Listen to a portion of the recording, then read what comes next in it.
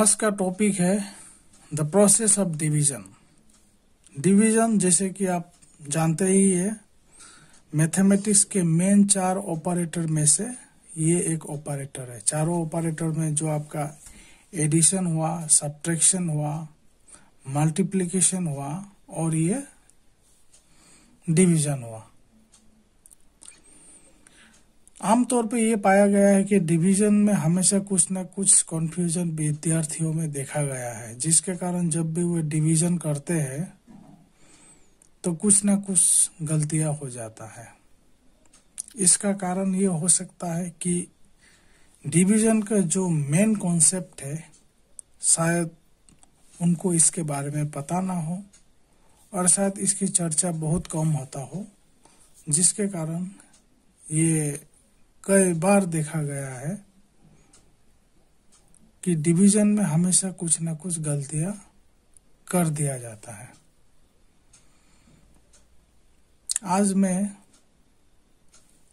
उसी कॉन्सेप्ट के बारे में आपके साथ चर्चा करना चाहूंगा। उम्मीद है आप इस डिवीजन के कॉन्सेप्ट को समझने के बाद आपका जो कन्फ्यूजन रहता है डिवीजन के दौरान वो आपका मिट जाएगा और आप बिना कोई गलती किए डिवीजन की प्रक्रिया को पूरा कर सकते हैं। Welcome viewers, welcome to my YouTube channel education hub. तो चलिए शुरू करते हैं द प्रोसेस ऑफ डिवीजन। सबसे पहले मैं ये कहना चाहूंगा कि आप जो है डिवीजन प्रोसेस को अच्छी तरह से समझने के लिए सबसे पहले मल्टीप्लिकेशन टेबल पर एक मजबूत पकड़ बनाए रखें। A strong command on multiplication table.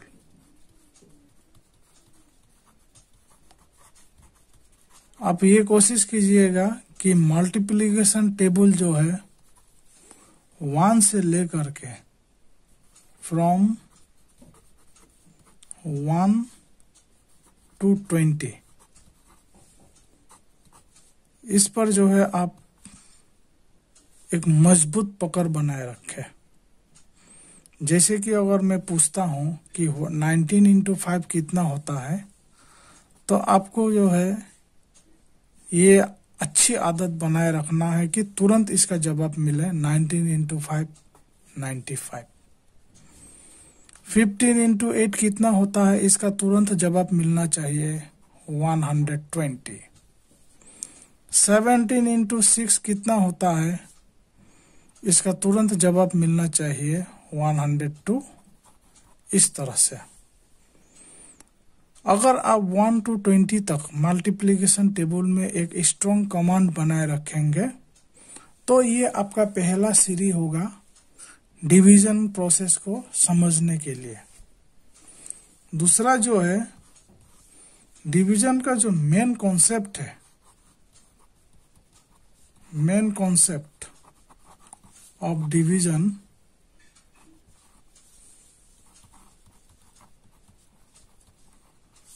इसका जो है क्लियर अंडरस्टैंडिंग होना पड़ेगा।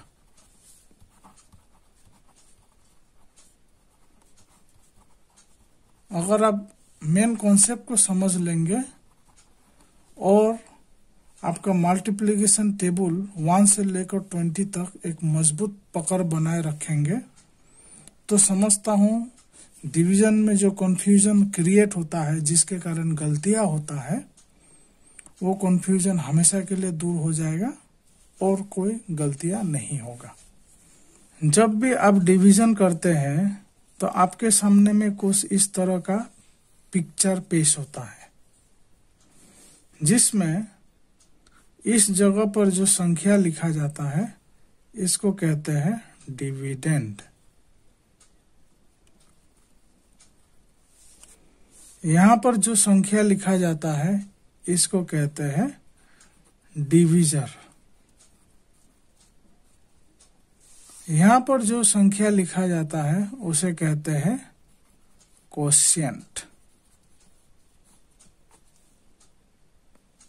या इस क्वेश्चन को कभी कभी इस जगह पर भी लिखा जाता है। और उसके बाद में इसका जो प्रोसेस होता है और सबसे आखिर में जो हम यहाँ जो संख्या को लिखते हैं उसे कहते हैं रिमाइंडर।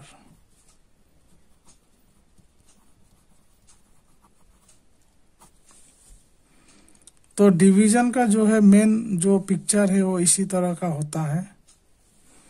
इसको आप इस तरह से भी लिख सकते हैं। मैं फिर से एक बार लिख रहा हूं, सेम वही रहेगा। डिवीजर,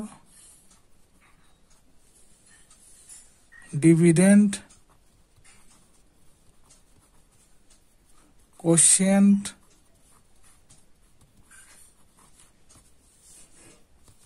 और इस तरह से रिमाइंडर।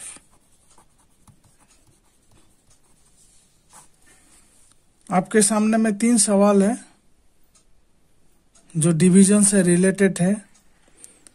मैं डिवीजन का मेन कॉन्सेप्ट और मल्टीप्लिकेशन टेबल का इस्तेमाल करते हुए आपको समझाने की कोशिश करूंगा कि डिवीजन को किस तरह से किया जाता है और क्या प्रोसीजर रहेगा, सही प्रोसीजर जिसके समझने पर कोई गलतियां नहीं होंगी। तो चलिए शुरू करते हैं। सबसे पहले डिवाइड 6752 बाई 4 इसको लेते हैं। तो ये इसका मतलब ये हुआ कि हमें 6752 को 4 से डिवाइड करना है। तो यहाँ हम लिखते हैं 4 6752। ये हो गया डिविडेंड और ये हो गया 4 हो गया डिविजर। तो डिवीजन को शुरू करने से पहले जो डिविडेंड में जो नंबर लिखा गया है 6752, सबसे पहले हम शुरुआत इस तरह से करेंगे कि हम सिंगल नंबर को लेंगे या 2 नंबर को एक साथ में लेंगे या 3 नंबर को एक साथ में लेंगे, हमें ये डिसाइड करना है। तो किस तरह से डिसीजन लेना है, आप अगर सिंगल नंबर को लेने पर आप अगर ये पाते हैं कि ये जो सिंगल नंबर है ये अगर डिविजर से बड़ा होता है तो हम डायरेक्टली इस सिंगल नंबर से ही शुरुआत करेंगे। ध्यान दीजिएगा इस बात को। हम जो है इसमें वही करेंगे। हमको सबसे पहले यही डिसाइड करना है कि हम एक सिंगल नंबर को लेंगे या 2 नंबर को एक साथ लेंगे या 3 नंबर को एक साथ लेंगे या 4 नंबर को एक साथ लेंगे। तो डिसाइड ये करेंगे कि सबसे पहले हम सिंगल नंबर लेंगे। सिंगल नंबर में ये देखेंगे कि यहाँ जैसे 6 है तो ये 6 के डिविजर से बड़ा है या छोटा है। अगर बड़ा है तो हम इस सिंगल नंबर से ही शुरुआत करेंगे। अब किस तरह से होगा हमारा काम, आमतौर पे ये देखा गया है कि हम मल्टीप्लिकेशन टेबल को 1 से शुरू करते हैं, 4 1 जा 4 इस तरह से। लेकिन डिवीजन के केस में आप 0 से शुरू कीजिएगा। 4 इंटू 0 0, ठीक है। उसके बाद देखिए 4 इंटू 0 0 हुआ, 6 से छोटा है। 4 इंटू 1 4, ये भी 6 से छोटा है। नेक्स्ट आगे बढ़ते हैं 4 इंटू 2 8। अब ये जो है 6 से बड़ा हो गया, इसलिए हम क्या करेंगे, इस वाले को सेलेक्ट करेंगे। 4 1 जा 4, तो हम यहाँ लिखेंगे 4 1 जा 4। अब हम क्या करेंगे, इसको माइनस करेंगे, सब्ट्रैक्शन। तो 6 माइनस 4 2। अब ये माइनस हो गया। माइनस होने के बाद में हम सिंगल नंबर को नीचे में लाएंगे। 2 नंबर या 3 नंबर को एक साथ नीचे नहीं लाना है, हम सिंगल नंबर लाएंगे। तो इस 7 को यहाँ लाएंगे, ये हो गया 27। अब फिर मल्टीप्लिकेशन टेबल 4 में हम लोग चलते हैं। तो 4 इंटू 0 0, 4 1 जा 4, 4 2 जा 8, 4 3 जा 12, 4 4 जा 16, 4 5 जा 20, 4 6 जा 24, 4 7 जा 28। अब देखिए 28 ये 27 से बड़ा हो गया, इसीलिए हम क्या करेंगे, इससे पहले वाला जो था 4 इंटू 6 24, इस वाले को लेंगे।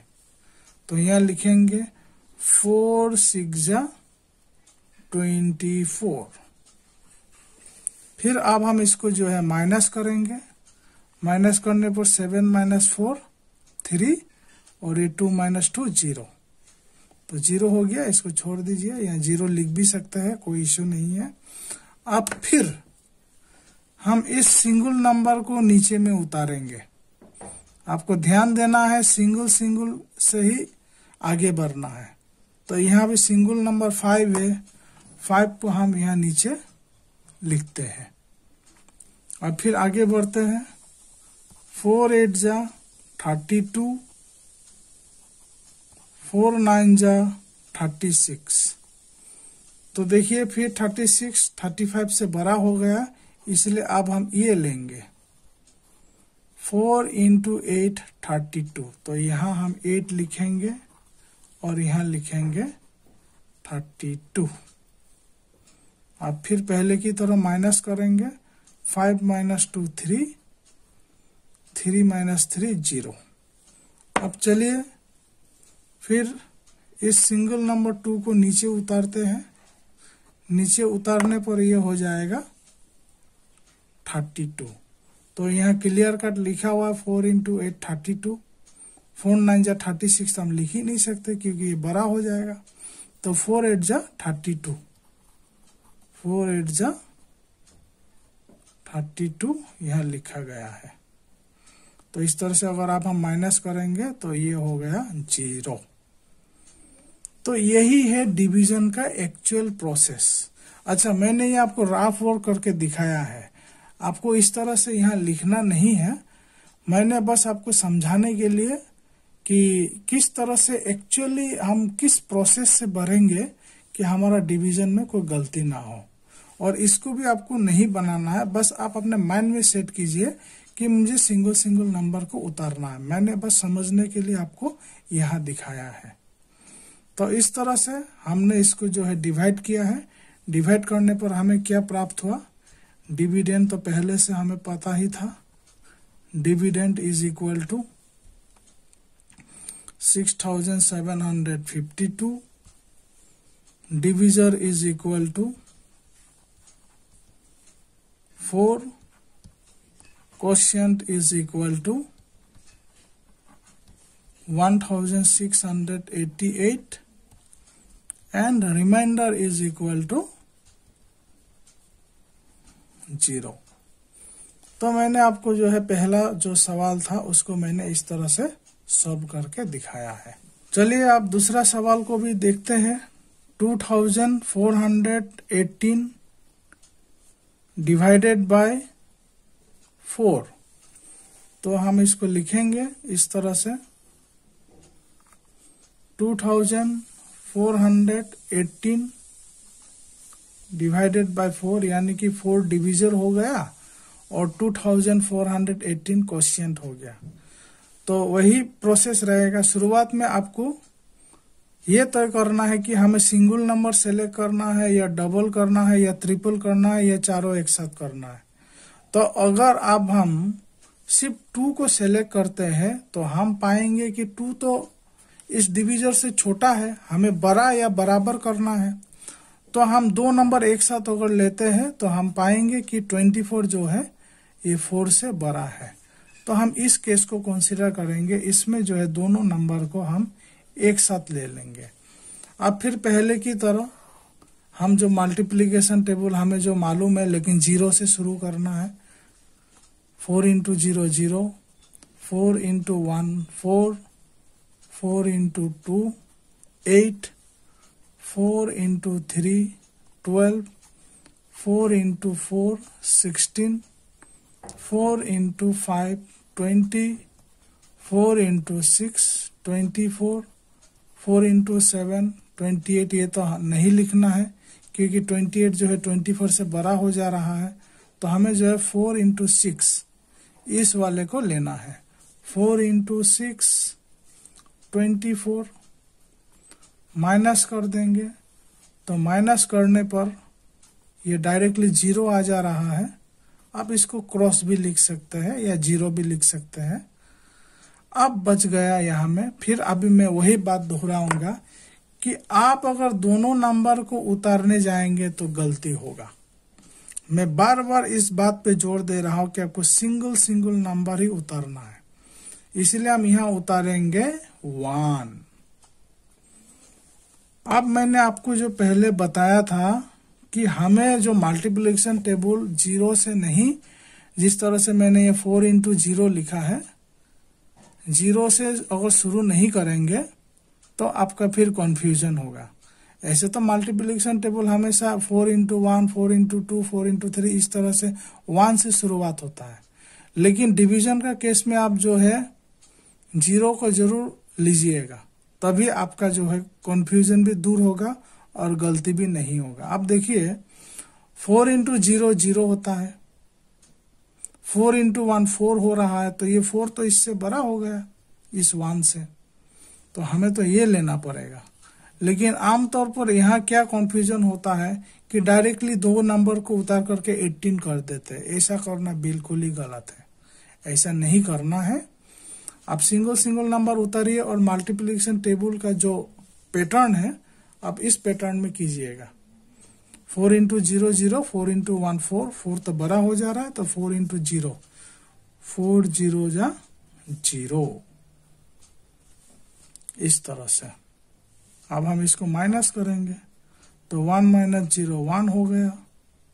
अब यहाँ फिर जो है हम इस सिंगल नंबर को उतारेंगे इस तरह से,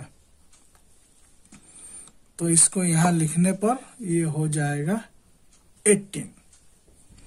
अब फिर आप उसी प्रक्रिया से आगे कीजिए। 4 into 0 0, 4 into 1 4, 4 into 2 8, 4 into 3 12, 4 into 4 16, 4 into 5 20। देखिए ये 18 है, 20 ज्यादा हो गया, तो हमें इस वाले को जो है लेना है। तो अब हम यहाँ 4 इंटू 4 16, तो आप अगर हम माइनस करेंगे तो ये हो गया 2। तो इसके आगे तो और कोई नंबर उतारने के लिए नहीं रहा सिंगल नंबर, तो यहीं पर जो है डिवीजन कंप्लीट हो जाता है। आपको इसके आगे और कुछ नहीं सोचना है। आपका डिवीजन प्रोसेस जहां जाकर के आपका और उतारने के लिए कोई नंबर नहीं रह जाता है, वही आपका लास्ट स्टेप है डिवीजन प्रोसेस में। तो इसमें हमने डिवीजन में ये पाया कि डिवीजर आपका 4 है, डिविडेंड 2418 है, कोशिएंट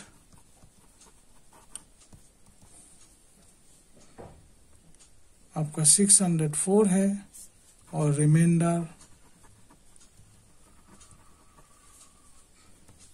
2 है। तो इस तरह से मैंने दूसरा सवाल को भी आपको दिखाया कि एग्जैक्टली हमें किस तरह से डिवीजन करना चाहिए ताकि कोई कंफ्यूजन ना हो, जिससे कि कोई गलती भी ना हो पाए। 10,912 डिवाइडेड बाय 12। अब हम इसको भी देख लेते हैं। तो पहले की तरह ही हम करेंगे। 10,912 डिविडेंड और 12 इज द डिविजर। अब फिर पहले की तरह, पहले हम सिंगल नंबर लेंगे तो ये 1 हुआ। 1 तो 12 से लेस है, छोटा है। तो फिर दो नंबर लेकर के देखते हैं, 10 लेते हैं, और हम 10 ले रहे हैं तो ये भी 12 से छोटा है। फिर हम 109 लेकर के देखते हैं तो 109 जो है 12 से बड़ा है। यानी कि अब हमें 3 नंबर्स एक साथ लेना पड़ेगा। तो मैंने पहले ही बताया कि मल्टीप्लिकेशन टेबल में मजबूत पकड़ बनाए रखिए। तभी आप जो है कम समय में आप प्रभावी रूप से कर पाएंगे। तो 12 0 जा 0, 12 1 जा 12, इस तरह से हम आगे बढ़ते रहेंगे। तो अल्टीमेटली हमें मिलेगा 12 9 जा 108 और 12 10 जा 120। तो 120 अब 109 से बड़ा हो गया, ग्रेटर देन हो गया, तो हमें जो है इस वाले को लेना है। 12 9 जा 108, माइनस करने पर 9 माइनस 1 9 माइनस 8, ये 1 हो गया, और तो 0 0 0 हो जाएगा, 1 माइनस 1 0। अभी फिर हम जो है इस सिंगल नंबर को उतारेंगे, यहाँ लिखेंगे, तो लिखने पर ये हो जाएगा 11। आप फिर उसी प्रक्रिया से करेंगे। 12 इंटू 0 0, 12 इंटू 1 12, तो 12 तो बड़ा हो गया, तो हम इस केस को लेंगे 12 इंटू 0, तो 12 इंटू 0 0। यहाँ हम माइनस कर देंगे, माइनस करने पर 1 माइनस 0 1, और ये 1 इधर आ गया, और फिर हम ये जो है सिंगल नंबर 2 को उतारेंगे।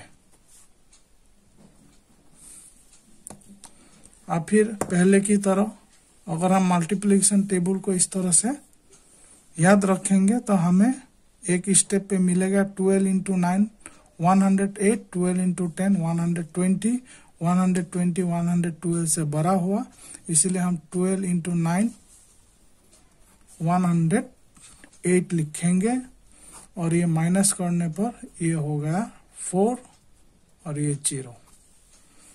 तो इस तरह से जो है इसमें हमें डिविजर 12 है, डिविडेंड 10,912, उसके बाद क्वोशिएंट हमें प्राप्त हुआ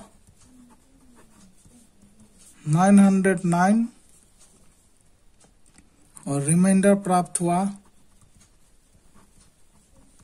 4। तो इस तरह से एक्चुअली जो प्रोसेस है डिवीजन करने का, यही प्रोसेस है। आप इस वीडियो को कई बार देखिए, एक बार नहीं, 2 बार नहीं, कई बार देखिए, तो मैं समझता हूं आपके माइंड में इस तरह से सेट हो जाएगा, और आप पूरी तरह से समझ जाएंगे कि एक्चुअली हमें डिवीजन किस तरह से करना है, ताकि कंफ्यूजन की कोई स्थिति ना रहे और हमें गलती ना हो। डिवीजन को पूरा करने के बाद में अगर आप खुद ही ये जानना चाहते हैं कि हमने जो डिवीजन किया वो सही है या गलत है, इसको जानने के लिए आपको जो है एक रिलेशन जो डिविजर, कोशिएंट, रिमाइंडर और डिविडेंड के आपस में एग्जिस्ट करता है, उसके बारे में समझना होगा। तो मैंने ये लिख ही दिया है कि डिविजर को जब कोशिएंट के साथ मल्टीप्लाई करेंगे और फिर रिमाइंडर के साथ में प्लस करने पर वो डिविडेंड के बराबर होगा। तो आइए अब जो मैंने आपको लास्ट जो सवाल जिसमें मैंने डिवीजन करके आपको दिखाया है, क्या ये सही है या गलत है, इसको हम जो है वेरिफिकेशन करते हैं। तो divisor into quotient plus remainder, देखते हैं हमें क्या प्राप्त होगा। तो डिविजर हो गया आपका 12, कोशिएंट हो गया 909 और रिमाइंडर हो गया 4। अब आप मल्टीप्लाई करेंगे, देखिए अगर आपका भी 12 का मल्टीप्लिकेशन टेबल मजबूती से आपको मालूम है, उस पर एक मजबूत पकड़ है, तो आप जो खुद डायरेक्टली ही कैलकुलेट कर लेंगे। 12 9 जा 108, ये देखिए 108 मैंने यहाँ लिखा, और 108 में से मैंने 8 को यहाँ लिख दिया, हमारे पास 10 बच गया। फिर 12 इंटू 0 0, उस 0 को हम ये जो है 10 से प्लस करेंगे तो 10 होगा, हमें 10 प्राप्त होगा। तो 10 में फिर हम ये 0 लिख देंगे, तो हमारे पास फिर 1 रह जाएगा। फिर हम यहाँ लिखते हैं 12 9 जा 108। अगर 12 9 जा 108 होता है और उसमें इस रिमाइंडर 1 को अगर प्लस कर देंगे तो 108 प्लस 1